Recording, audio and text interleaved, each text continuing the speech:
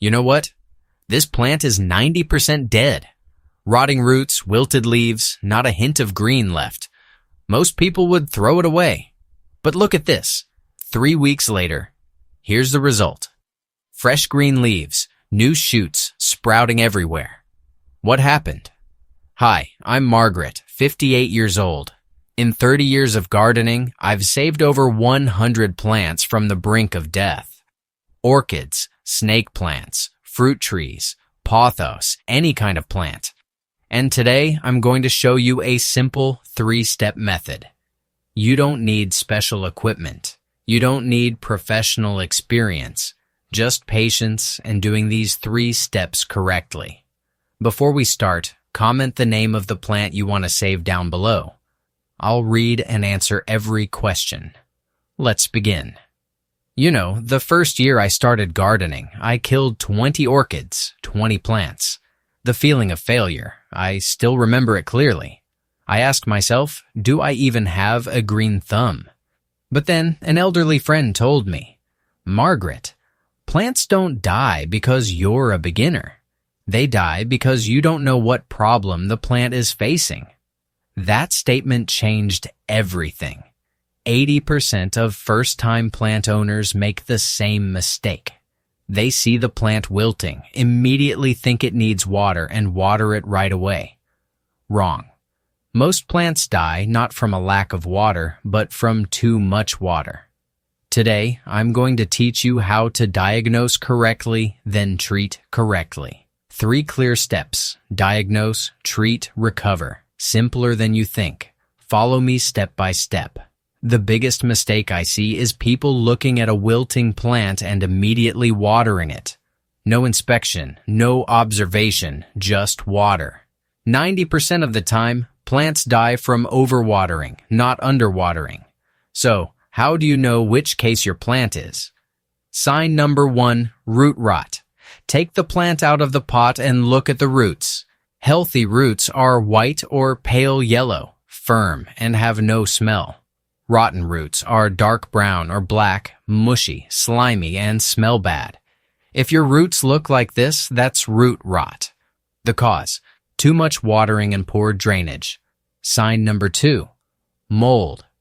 Do you see a layer of white or gray mold on the soil surface? That's a sign the soil is too wet and not getting air circulation. Mold growing means the roots are suffocating. No oxygen.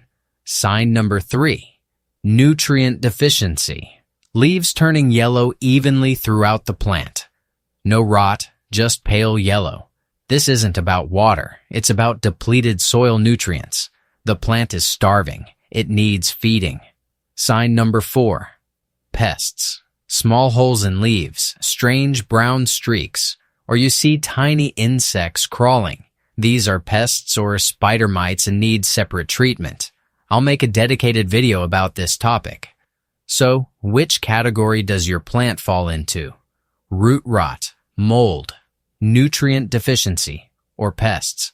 Comment number 1, 2, 3, or 4, so I know your plant's condition. In 90% of cases I encounter, plants die from root rot and mold. So we'll focus on these 2 issues. If your plant is different, don't worry. The principle is the same. Next, the tools you need to prepare. Don't worry, you don't need much, just 4 simple things. 1, sharp scissors, sterilized with rubbing alcohol. Very important. 2, fresh soil. I use 50% coconut coir, 50% sand or organic potting mix. I'll explain why in step 2. 3, a pot with drainage holes. This is mandatory. No drainage holes and the plant will die again. 4, a lemon. Yes, a lemon. This is the secret I've used for 30 years. I'll explain why later. Total cost is about $15 to $20. Not expensive. This is the most critical step. If you mess up here, the plant can't be saved, but if you do it right, the plant will revive. Take it slow.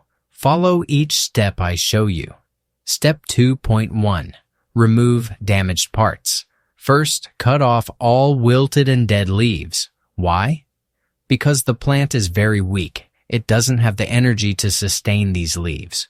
We need the plant to focus its energy on the roots to grow new roots. Don't hold back. Cut off all wilted leaves. Next, take the plant out of the pot gently. Don't yank it. If the soil is stuck tight, use your hand to tap lightly on the pot's sides. Don't break the living roots, then rinse off the old soil completely. Why rinse? Because old soil may contain mold, bacteria, or insect eggs. We need to remove 100% of it. Use a gentle stream of water. Rinse slowly until the roots are fully exposed. Now you can clearly see which roots are healthy and which ones are rotten. Step 2.2. Cut rotten roots. Look carefully at the roots. Healthy roots, white, pale yellow, firm, no smell. Rotten roots, dark brown or black, mushy like mud, smell bad. Use sterilized scissors. Cut off all rotten roots. Don't hold back. Rotten roots can't be saved. Leaving them will spread to healthy roots.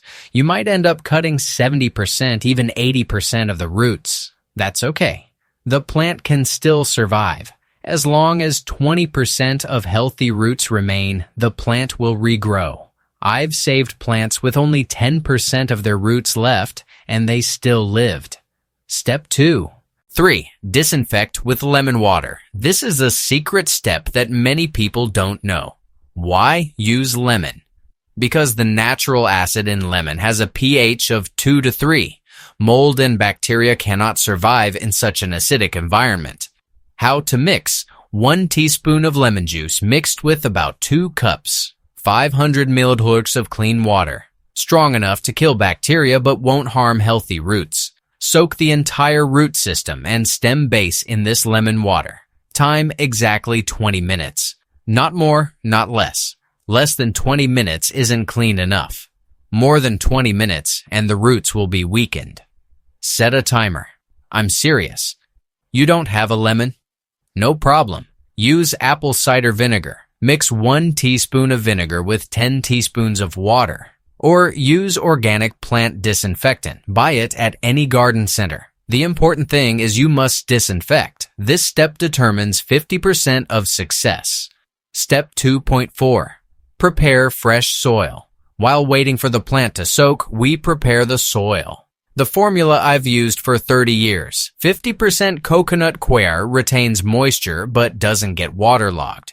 50% sand or organic potting mix drains well and provides nutrients. Mix thoroughly, then test it. Grab a handful of soil. Squeeze tight, then release. If the soil crumbles lightly, correct. If the soil sticks together like a mud ball, too wet, add sand.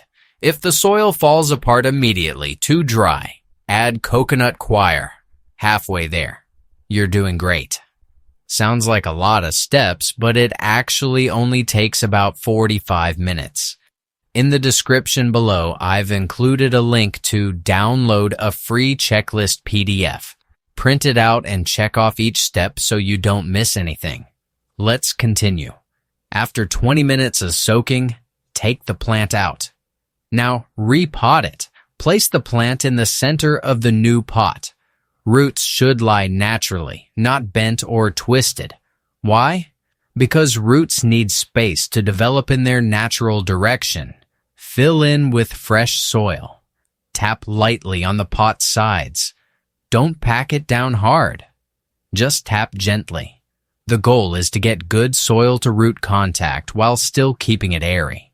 Important, don't water immediately. Let the plant rest for 1 day. Why? Because the roots were just cut and just soaked in lemon water. They're in shock and need time to stabilize. Watering immediately, the plant will suffer water shock and might die. Place the plant in a spot with gentle light, not direct sunlight. For example, near a curtained window or under a covered porch. The plant is weak. Strong sunlight will make it wilt even more. Day 2. Recovery fertilizer. On the second morning, apply diluted coconut water. Why coconut water? Coconut water contains vitamin B, vitamin C, and many natural minerals. They stimulate fast root growth and boost the plant's immune system. How to mix? About 3.5 ounces, 100 milliliters of fresh coconut water mixed with about 10 ounces, 300 milliliters of water. Gentle enough for a weak plant and won't cause shock. Water at the base. Don't spray on leaves because leaves are weak. Standing water will cause rot. Frequency, twice a week for the first 3 weeks. You don't have coconut water? Use diluted NPK fertilizer, ratio 5:5. Dilute double the package instructions or use worm castings, a small handful mixed into the soil. Don't let it lack nutrients. The plant needs strength to recover. And now, be patient. Week 1. The plant is sleeping. The first week, you won't see any changes. No new leaves, no shoots. Don't worry, this is normal. The plant is using all its energy to restore roots underground, the part you can't see. Just water lightly when the soil feels dry and keep the plant in gentle light. Don't do anything else. Week 2. First signs. The second week, you might start to see tiny shoots, very small, light green at the base or stem of the plant. That's a good signal the plant has started to revive. Continue watering with coconut water twice a week. Gradually increase light, but still no direct sun. Week 3. Clear recovery. Week 3, new leaves will be vibrant green. Shoots grow faster. Roots are strong. You can start caring for it like a normal plant. Look at this. This is the orchid I saved after 3 weeks. The new shoot is 2 inches tall. This is a snake plant from Linda, 62 years old. 4 new leaves, lush and green. And this is a lemon tree from John, flowering again after nearly dying. These plants 3 weeks ago. Everyone said to throw them away. But their owners were patient, did the 3 steps correctly, and the plants came back to life. You can do it too. But what if it doesn't work? Some of you ask me, Margaret, I did everything right, but after 4 weeks, I still don't see new shoots. Why? Okay, I'll be straight with you. If there's no improvement after 4 weeks, there are 2 possibilities. 1, the plant is completely dead. More than 95% root rot, no living cells left. In that case, I'm very sorry. It was too late. But don't blame yourself. Sometimes the plant was sick too long before you discovered it. 2, the plant is still alive, but needs more support. Try these methods. Propagate from cuttings. If there are green stems left, cut and propagate. It might grow new roots. Change fertilizer type. It might be missing micronutrients like iron or magnesium. Check room temperature. Too cold, below 60 degree pass, or too hot, above 95 degree. Both affect recovery. If you're facing this situation, comment the detailed condition of your plant below. I'll read it and give you specific advice. We'll figure it out together. All right. To summarize the 3 steps. Step 1, diagnosis, root rot, mold, nutrient deficiency, pests.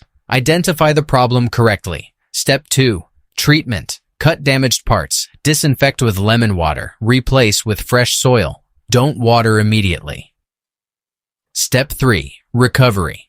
Coconut water twice a week, gentle light. Be patient for 3 weeks. You don't need to save 10 plants at once. Start with 1 plant, your favorite one.